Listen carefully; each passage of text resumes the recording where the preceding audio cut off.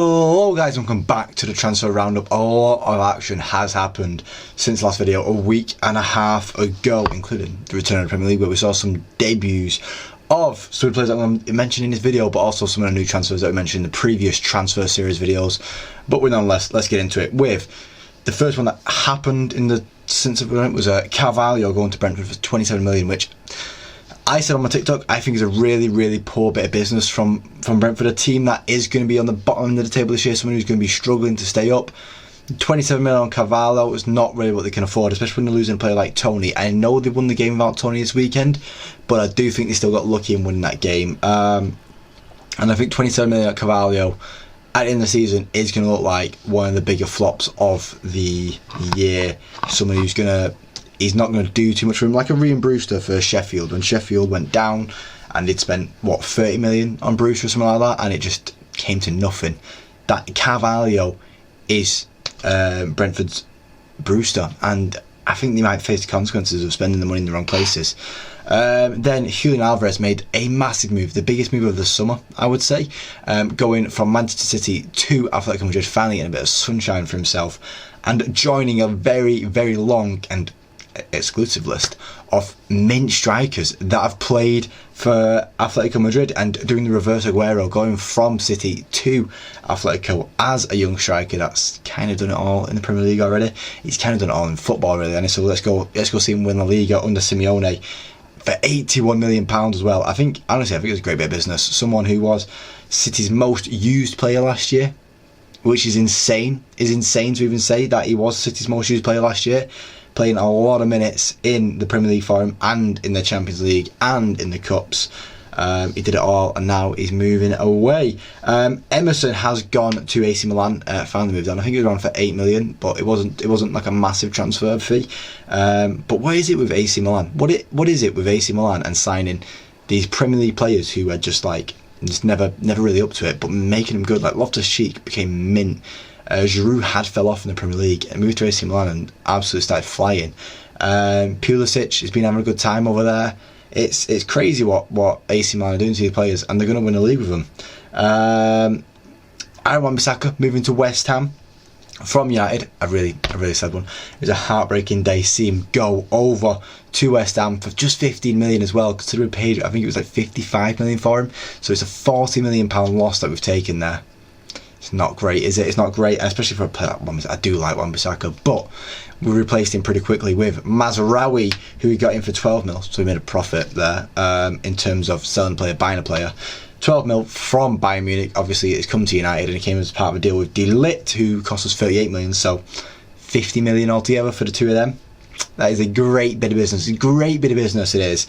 But Mazraoui already making his full debut, starting the game on Friday night, 3 days after he joined the club, starting at right back and putting in a hell of a performance to make us forget all about what Wan-Bissaka did for us. But I mean, I'm not going to forget about it too much because he is still in my heart. But great bit of business, and I want to see De Ligt obviously start a few more games, but Maguire and Martinez were playing pretty well, so De Ligt might have to wait a while before he gets to the team. Araujo, another right back move here. Julian Araujo has gone to Bournemouth from Barcelona.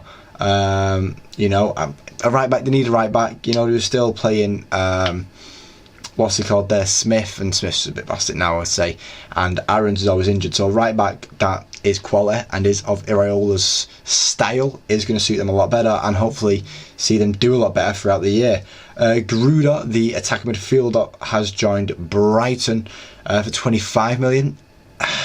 It's one of them where, I might judge the 25 mil that Brighton have spent right now, but in a couple of years when they're making 50 mil for him, you'd be like, oh, you got him on a good deal there, and they've made a good turnaround, so I can't comment on it too much. I have to wait to see how he does. I have to wait and see how he plays. Ugachukwu, one of Chelsea's 1 billion players, has joined Southampton on loan.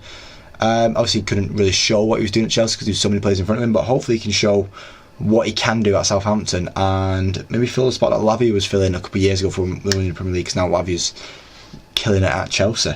A really good game the other day as well, Latvia. Sosa has joined Forest for 9 million, the winger. We'll see how we can do. But then Forest wingers, they've already got Hudson-Odoi and Alanga. Anyone else is going to struggle to get in there, but we'll see if Sosa can make his mark. Calvin Phillips has made a massive massive transfer, moving to Ipswich, and I really think it's going to revitalise his career. He's only got on loan, but I think if he has a really good time and McKenna stays, he might stay as well. And he might wait and see how he does. Well, obviously we'll wait and see how he does, but I think it could be a really good move for Ipswich there if he can find his form and find his confidence again like he was at Leeds. Ipswich have been on a mad one because they've also signed Sammy Smodics from Blackburn, one of the best players in the Championship last year, being involved in 31 of Blackburn's 60 goals. Insane. Insanity. Scoring 27 goals in the process. He's going to do well in the Premier League. He didn't start the game, he came on for a bit, but he's going to have a fun year. It's obviously a massive step up for him from the Championship to the Premier League, but I feel like he can make it. Wilson Odebear, the left winger from Burnley last year, who struggled to get into the team as much on that left wing. He more played on the right wing because Cully Oshaw was killing on that left wing, I tell you now. But 25 mil Spurs have spent on him, so he can sit behind Werner, I guess, in the pecking order, or sit behind Johnson, or sit behind Kulusevski. You know, he's got a tough battle to get into the team, but we'll wait and see if he can get into the team, and we'll wait and see if that 25 mil is worth their spending. He is obviously a young player, so it is obviously a thought for the future. Evan Nilsson has been a massive transfer for Bournemouth. They spent 40 million on him as Dominic Solanke's replacement. Obviously, Dominic Solanke moved to Spurs now for 60 million. I remember. I think that was in the last episode, wasn't it? It's hard to remember when that happened. It happened recently, but he started the other day. But Evan Nilsson for 40 million as a striker. Obviously, it's a big risk selling Solanke and then bringing in another striker. We'll see how Evan Nilsson does. Evan Nilsson is a younger striker, so it might take a bit of time for him to adapt to the Premier League. But hopefully, he can hit the ground running and take Bournemouth into strides that they were going towards last year. Like they were the 5th best team after, I think it was game week 10. They were the 5th best team in the Premier League. Hopefully he can keep that up. Archer, after joining back to Villa for 17 million, Villa have sold him to Southampton for 15 million. So they've made a £2 million loss in the same transfer window. I thought, when I saw Archer had gone to Southampton at first, I thought it was a loan, and I thought, oh, that's a good loan for Archer, because while John Duran figures out what's going on with his career, after doing the Hammers logo and then scoring against West Ham, it gives Archer a bit of time to develop his skills and have a low Premier League team, and not go, risk being the transfer there. But 15 million. Villa, what are you doing with your business? It just baffles me. Kat Kajust has joined Ipswich on loan, another centre mid from Napoli as well. We'll wait and see what he can do. I don't know too much about him, so I can't comment too much on him, and I won't comment too much on him because I don't know too much about him.